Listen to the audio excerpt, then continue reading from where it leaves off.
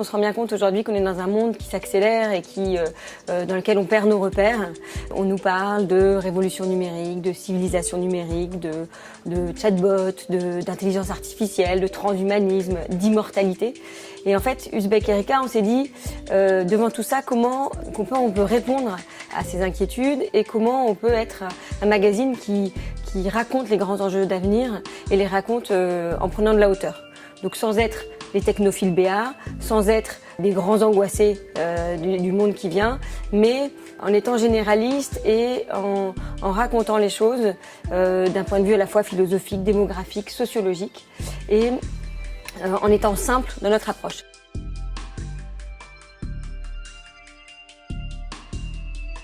On a lancé ce magazine, donc Uzbek Erika, il y a 7 ans maintenant. Et notre mission, c'est donc de démocratiser les savoirs et de fédérer autour des grands enjeux d'avenir. On a le magazine, on a un site internet qui s'appelle uzbekerika.com. Et puis on fait également des événements sous forme de débat pour permettre l'accès à des savoirs de manière plus théâtralisée, plus amusante. Ça s'appelle le tribunal pour les générations futures.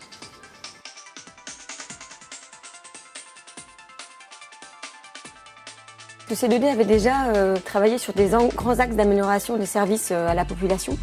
Et en fait, on a creusé ces propositions et ces axes en allant chercher un peu partout dans le monde des politiques publiques innovantes qui permettaient de comprendre ce qui s'était passé ailleurs et comment on pouvait les appliquer à la métropole de Bordeaux, en fait.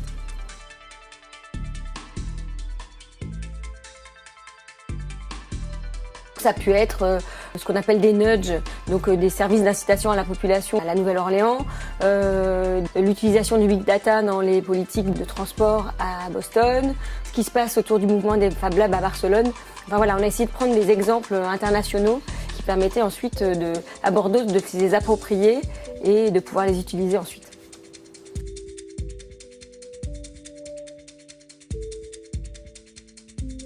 Ce qu'on va retenir du travail qu'on a fait, c'est qu'il y a déjà beaucoup de choses qui existent et qu'il s'agit en fait de continuer dans ce mouvement-là, de peut-être le fédérer et l'organiser un peu mieux, que la métropole puisse travailler à ça, mais qu'il y a toujours un peu des grands principes qui sont l'engagement citoyen, la transparence avec l'administration et les échanges. Et voilà, globalement, c'est vraiment là-dessus. Donc, peut-être sur des choses très simples qui peuvent être mises en place vite, il y a notamment l'utilisation des nudges. On se rend compte que ça permet de créer un lien avec l'utilisateur très simple et très efficace, de manière très très simple, quoi. Retrouvez et suivez le C2D sur son site internet et les réseaux sociaux.